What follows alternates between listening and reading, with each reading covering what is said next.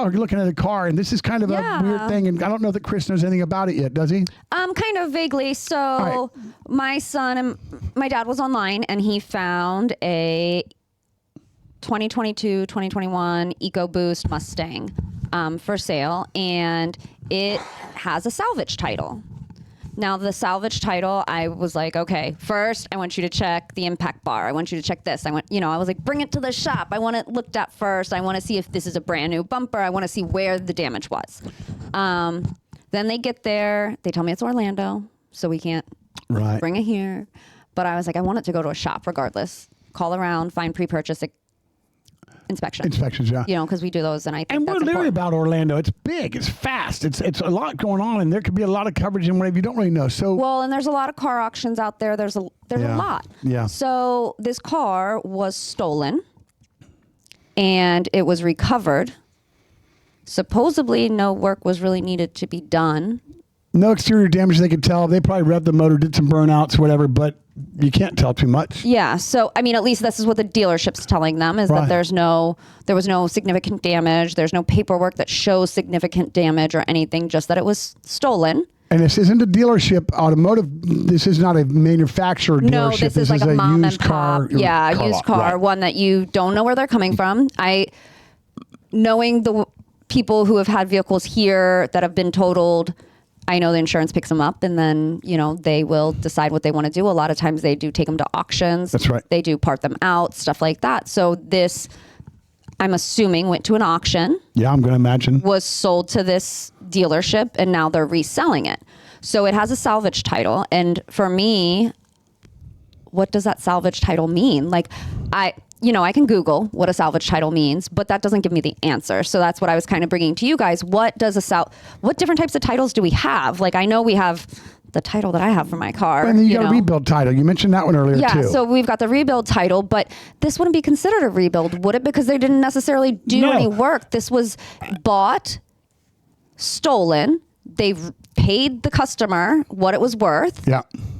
So it was a total loss. But they put it back in the market, which means they must believe it's still safe, because you can't have a liability issue. That's product liability, and that's going to get you sued.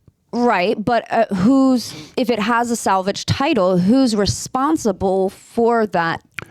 Well, now this is where we get into the gray area, because I'm not really 100% sure that I know that a rebuild title is for a car that has had a heavy impact and they had to use another half or quarter of a car and do this, that it was restructurally built. But you have to redo spot welds. You have to weld in certain spots. You have to have it inspected. There's inspections when it goes rebuilt as well. That's right. Right. So there would be a paper trail. There would be a paper trail of all that.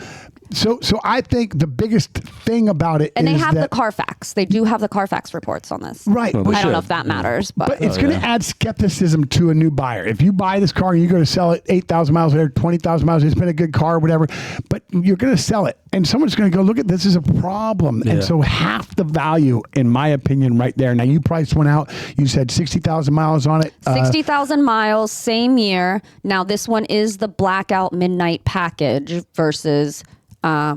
the one that my son's looking at is the Blackout Midnight Package, which is more expensive.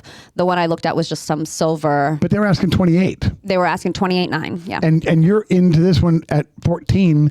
So that's the second. But wait, there's more. It gets worse. Yeah. Here's the kicker. So on Facebook, the Facebook post or whatever it is said 14.1. They get there. And they show them the dealership posting. They show them the other stuff, and it says 17.1. Now, that might be taxes and everything out the door. I doubt it. I doubt it, too. So the way I see it is what does this person look like? Okay. Can I get them for, like, is this a poor-looking person? Well, they have to honor their advertised price. That's customer's always right. I mean, technically. It's law. But if you don't screenshot it, they change it. What proof do you have? Well, yeah, they can change the price, but they have to take it down. That's right. That's right. Yeah. No, there's a lot to that. Legalities, I'm sure. And I'm sure there's plenty of little That's right. But this is where the shade of it all is, and you're just going to make sure that everything's still whatever. Yeah. But this is where the shade side of the scary stuff and everything else. So this is something that look, I can say that I've got 30 some years in the automotive world. I was an arbitrator out at the Clearwater Auto Auction, CP Clearwater Auto Auction for a few years, and you see some sketchy stuff. But you always got to learn. And so now, Stephanie, you did find out that in some states you can't have You cannot have a salvage title. So You cannot legally drive. what if you buy this and he's in this for 2 years and it's a great car, and all of a sudden Florida brings back the inspection, and all of a sudden they say we don't do this. Now you got to sell it. What, out of state? Well, I'm sure there would be grandfather's laws at then, but I mean, here I don't know. I just don't. Does it open you up for cops to pay more attention to you when they run your license plate and stuff like that because it was stolen before? No, it's just the value. Is the value? What's the value of this car? And to me, the only way I would really be okay with owning or buying a car, that, and this is just Chris's personal opinion, is if it's just my daily beater. Like Gianna, my daughter, and her. Well, this is essentially going to be his first car, that's second car. That's not a daily beater. Theirs was $4,000 or $5,000. Okay. Yeah. Not $17,000. Yeah. Okay. Well, Right. and I told him, I was like, I want you to look at all the other vehicles you can get for this price, their gas mileage, because I don't think he's really thinking far into it.